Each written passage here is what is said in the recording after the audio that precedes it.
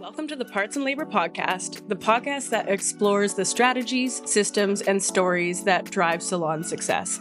I'm Alicia, founder and CEO of Salon Scale. And I'm Whitney, head of sales here at Salon Scale. And welcome to the Parts and Labor Podcast.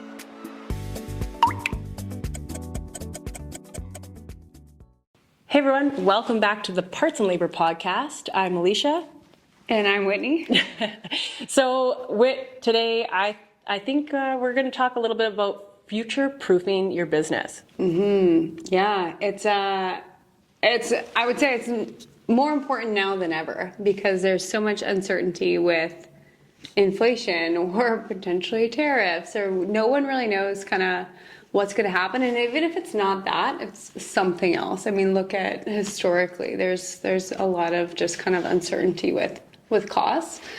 So yeah, I think it's important to set yourself up in the best position possible where, you know, these things happen and your business is set. The foundations are there. You have the bones of the structure, because there's things that you can control and there's things that are out of your control. And whatever, like the fluctuations in color costs they're really largely out of your control. But the way that the business absorbs them is within your control. So setting yourself up, again, in the best possible position to be able to take those hits as they come.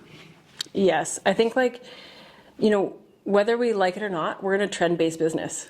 And so trends and inflation and economy, they're not friends. That's not a fun thing to kind of navigate, especially when you're trying to price it associated to, maximize your profitability. It's a really difficult thing to kind of, exercise and get that figured out and dialed in. But when it comes to future-proofing your business, I think the most important thing is really understanding what are the things that generate revenue for my business, and what are the things that it costs me to do my business. Mm-hmm. Because no matter what storms you're going to face, one of those things is going to get impacted, right? So what is in my control? On the revenue side is I can hire more people to do more services, but is the demand there? Mm-hmm. So it's not always the answer to generate more revenue by charging more and hiring more people. Sometimes the demand's not there. Maybe, economically the market is just not into getting as many services as we're kind of facing right now. And so if you don't have that opportunity, then you need to lean onto the other side, which is maximizing efficiency and maximizing the operational cost, the expense, what is leaving the business versus what's coming into the business. And so I think this is how you future-proof your business, is really getting good at understanding both levers. Mm-hmm. I always call it the gas and the brake. It's finding out a lot of what those two things are doing. And then, you want to really track those things every month and make sure you're on target every quarter, and make sure that you're not going to be putting all your efforts into growing revenues. And then at the end of the day, it's costing you too much to service those revenues anyways. So that brings up a whole conversation. So if we break it down to today, and, we've seen things like COVID, and we were all warned about this. Mm-hmm. We knew that after COVID, it takes about 2 years before we see that inflation or that hit that comes from pandemics that usually happens. This is historically, this happens, right? Mm-hmm. This is not uncommon. And so, a couple of years after, we did start to see that. And then, we started to see that first hit of inflation that it was due to shipping. It was due to delays, and supply and demand couldn't, keep up. So those initial hits to the product really rose. And so salons all around the world, really globally, were impacted by this, where they, saw the average tube being $7 to really $8 climb over $10 for a single tube of color. And now we're getting hit again. And in such a short period of time, and the last 3-4 years alone, the salon industry has been hit a heck of a lot when it comes to the actual inflation. Mm-hmm. And then we also still are meeting the trend. And so when we look at that in general, it's it's not that we're using less. We're using the same amount, if not more, but it's costing us more. And so really truly understanding and making sure you're covering those costs is the most important thing that you need to do, absolutely need to do to future-proof your business, to ensure that you will sustain yourself through any pandemic, through any inflation, is make sure your costs are covered. Keep the costs off the table, right? It's this isn't a negotiation. Like when your staff, like when you have a commission-based team, you should never negotiate with your team what it costs you to operate your business. So keep it off the table.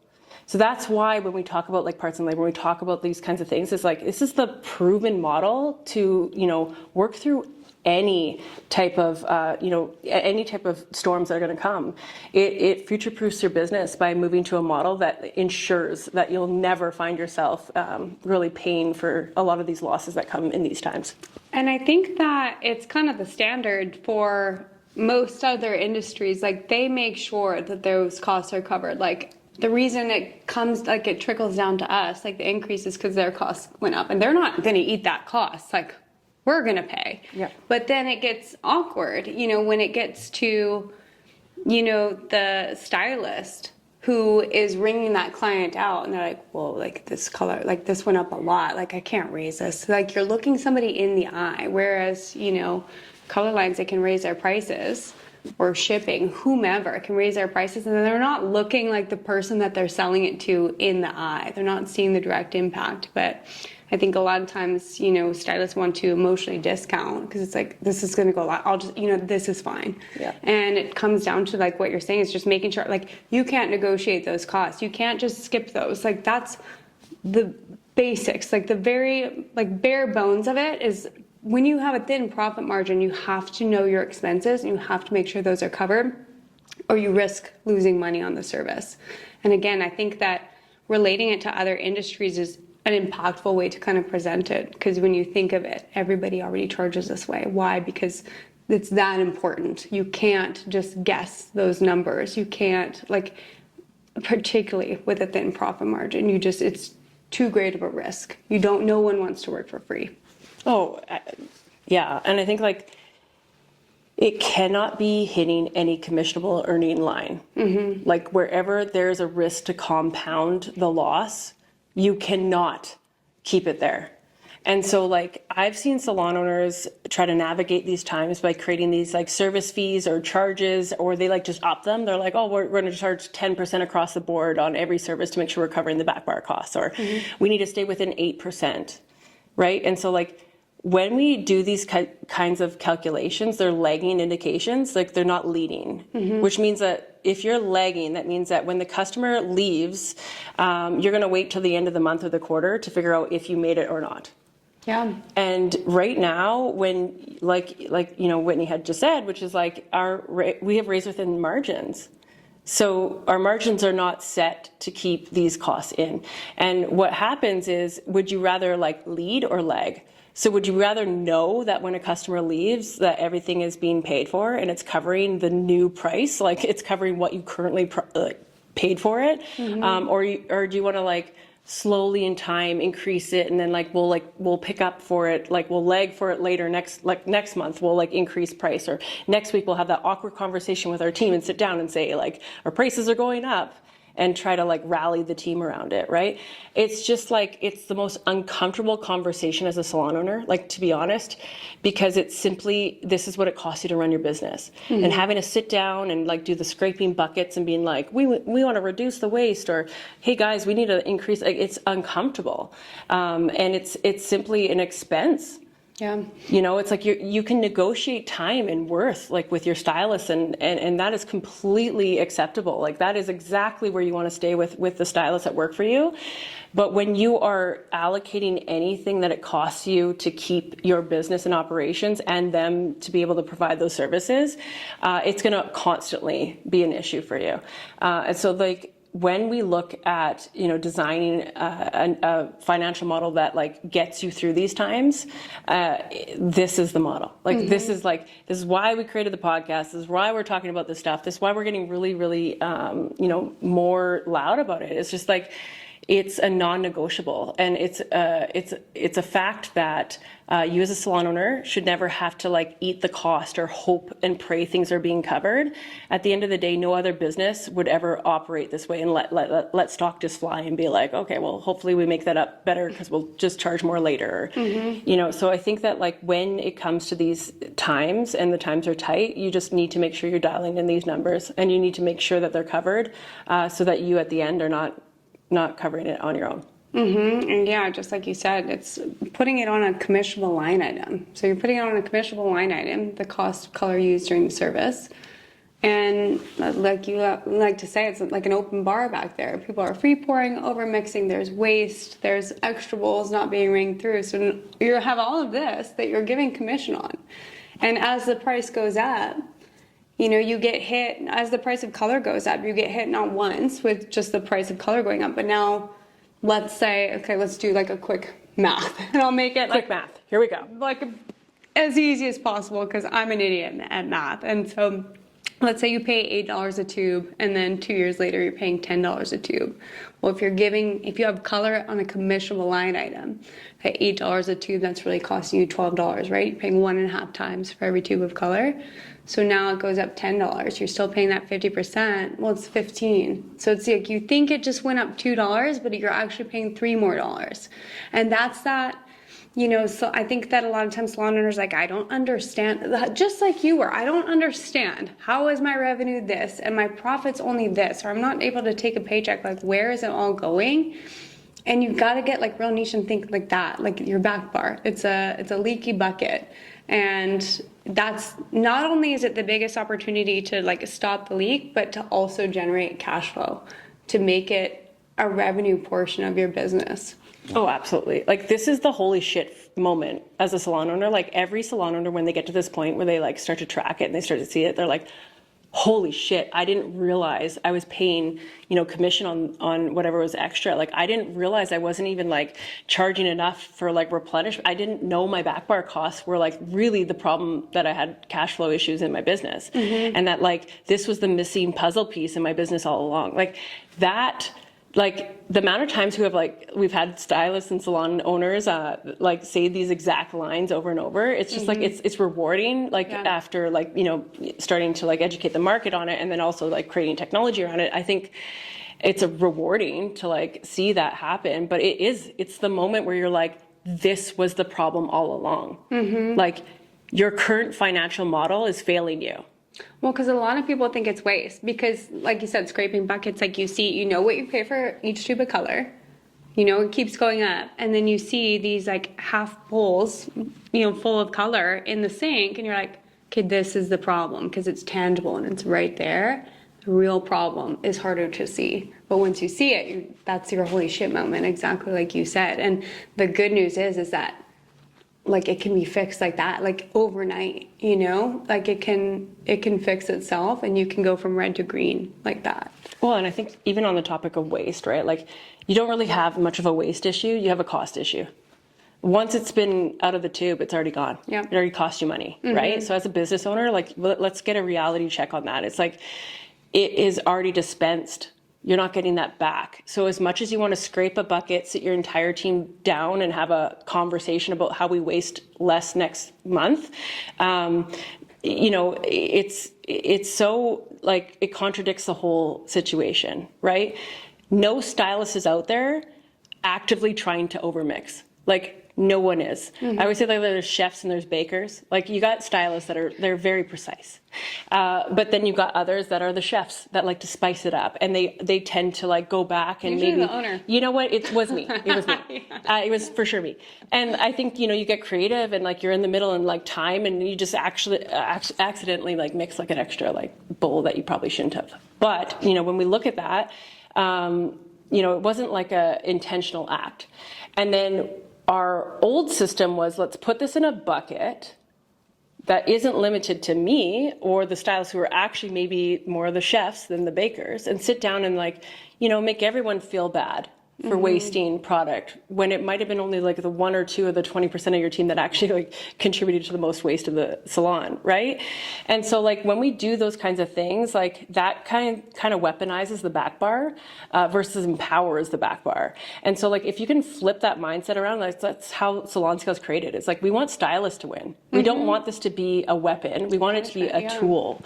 And so we want it to be an educational tool. When you understand what a cost of a bowl is, it makes you stop right away. And I always say it's like kind of like Starbucks. Like the first time, you know, you get Starbucks, you spend $7 on a cup of Starbucks. Like every stylist on the planet will reheat that cup up for the rest of the day. They will not throw it in the garbage. because they know what the cost was.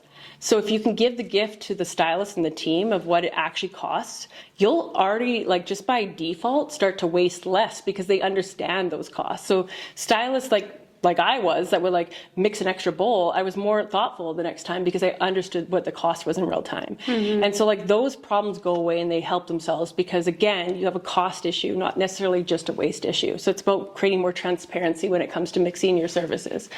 And that is really like, that's the whole thing that we need to understand. And then, at the end of the day, no matter what was mixed, there's a cost associated with it. And so what we want to do is we want to make sure that those things are being covered every time. And it is important to be able to cover those because, a small leak will sink a great ship. Yeah, exactly. Yeah, and just like you said, like the Starbucks, I always relate it to like going grocery shopping with your parents and you're just like throwing shit into the cart, you're not looking at the price, and then you become an adult and you go grocery shopping and you're like, I can't afford any of this. Like seeing a dollar value associated with it, particularly if they know that the client's getting charged for it, you're going to see a reduction in waste and people pouring more conservatively. But either way, it's covered. Like either way, like the problem with waste is that I think it falls on one person. It's the salon owner. And that's why they get this anxiety and want to like look over and micromanage what's being mixed, is because they're paying for it, But if you kind of disperse it, because there's always going to be a little bit. You're going to get, a junior stylist or somebody that's, what is it, the chef or the baker? Who's the heavy-handed one? Chef. The chef. Sure. Okay, you're going to get a chef, and you're going to have a little bit, but it's, it's about who's paying for it. Because if it's dispersed, if you take $100 worth of waste and you disperse it amongst 100 clients, that's $1, versus an owner eating the cost every single time. That's where it adds up. Well, and that's where, like, using a tool like Salon Scale, you can gather the data in like the reports and be able to use it again as a tool, not a weapon, right? So like you could run a stat that says like, of my 5 stylists or of my 10 stylists, whatever I have, what is the average cost per session? How much is stylist A, B, C doing? And if you look at, some of them are using on average 31 and the other ones are using 12. You can see like maybe we're using a lot more. So then you dive into the next step, which is like what type of services were done on those. So of those customers that they were servicing, let's say they do a heavy amount of like color correction. That's why they're up at $31. So then when you dive into that, you can kind of start to see from one stylist doing that type of service to another, what does that look like? And that's where you can start to see your heavy mixers. Like you are going to see right away is like, oh, okay, we can see the ones that are like on average using a little bit more. So instead of punishing that person, what you can do is pair them. So it's like pairing them with an efficiency person. So it's like, what are you doing? Because like when you do a full head of colors, you're on average, like you're using like, $8 less than everyone else in the salon. Like, what are you doing? What does your placement look like? Like, how is that working for you? And so you can like empower the team to like really share more efficiency and like how to like reduce the cost. Try to promote less waste by seeing what is already happening within the salon. So like the data will empower you. And so it's like using it in that way. Whereas like, again, like if you just kind of blanket and say like, we all need to work on not leaving color in bowls, like it doesn't really make any change. It's just, you're going to have the same song and dance. You're going to have the same meetings, the same conversations, and it's not going to really go anywhere. And I feel like if you use it as like a weapon, they'll just like not put it in the bucket next time. They'll just put it like directly or hide it. I've heard that before. If you get in trouble for something, well, they're probably still going to do it just like you, not in front of you. But I think that's an important part, is just not the whole Salon Scale system. It's not a punishment. It's not a weapon. It's built with stylists in mind. Like we understand we're on their side and we want them to love it and to make their lives easier. And all you have to do is just put your formulas through the app, and that will ensure that the color is paid for. Oh yeah, like when creating Salon Scale, I think like if your stylists aren't happy, like no one wins. And so like this is like the #1 rated app for stylists because it is focused heavily around them and making sure that it's, again, something that they enjoy and there's delight there, versus like filling these like steps, like, oh, now I have to do this, now I'm going to get in trouble, right? Like that's the last thing we want a stylist to feel. Right. And I think that like it contributes to like collaboration, and contributes to having a really successful back bar and transition into like models like parts and labor when you have more open and transparent conversations with your teams. Like that's what this is all about. And like that's the leader you want to be. And so like matching it with the right like tools to be able to empower is the most important thing. I would also say too that like, when we like have watched salons, really adopt salon scale and like be able to like move into this, like they like simply were like, I didn't realize how easy it actually would. Like I realized that like I was getting in the way of a lot of this change. Like I thought it would be worse. Or like the whole team right now is like they love it. They now have like their formulas. They're now able to like, there's so much more like value, and there's a lot more positivity than you think. And I think sometimes that like worry or that like fear factor getting into like adopting technology or changing those things can sometimes like hold you back from like really what's on the other side. Yeah, I completely agree. Right before we got on here, I read a text from a salon owner, and we were just doing a check-in, and she said, it's going great, all the stylists are loving it. And that's my favorite feedback every time. Like specifically the stylists love it. We know what's in it for the owner. We know that this can really help the business, but the stylists, like when the stylists love it, that's my favorite feedback. I think so. I'd rather have like happy stylists than backroom conversations, right? Like, so when you're doing these older methods and these tactics, like that's exactly what you're doing. You're promoting backroom conversations, and like you're promoting more of that like toxicity that will likely push a stylist out of your business. So like the more you scrape buckets and like have those conversations and become more like aggressive on it, like it's so easy to start your own business these days. So like the more that you pressure and you create these rules that doesn't empower, doesn't create like more like assist them in their day, like I think that like you're just like they're by default are like one step out from the business, right? And so that's why like I think when we come to the conversation on like really setting your business up to win, like if you want to future-proof your business, like you have to understand those costs and you have to understand those revenue drivers. Like you can't generate any revenue without a staff. So like it's important to understand and be transparent on all these kind of efforts you're doing to ensure that you have like long-term sustainable staff that service amazing customers, and that like you build this together, you build this union that it's like, I'm going to take care of my team's going to take care of my customers, and my business is going to take care of itself, right? Like that's like the holy grail of running a business. And so yeah, I think that's like that's what our intentions are, and like that's why having these kind of conversations today is just like wrapping the head around understanding there is a better way, and there is a way to kind of do it, and it's really actually simple. Like it's a very simple model, probably more simple than what you're currently doing. Yeah, it's a very, very simple model that will stop any of these like uncomfortable conversations in the future, and it starts the moment that you say yes. Yeah, I agree. Yeah, with transparency, and then just setting yourself up to, no matter what happens, what fluctuations, things out of your control, what's in your control is set up the best way possible. Well, you know what? I think that like there's like so many conversations, and if you've stayed tuned to a couple of our episodes and you've listened in on to what we're talking about, like we're going to dive into so much more. And I think like the next episodes that we're going to really explore is again, understanding things like talking to your customers. We talked a little bit more about stylists here today as well, and future-proofing your business. So, stay tuned. We'll be talking a lot more on the customer side of things coming up, as well as just really diving into a little bit more on that parts and labor and understanding exactly how to implement it into your business. Yep. We'll see you next time.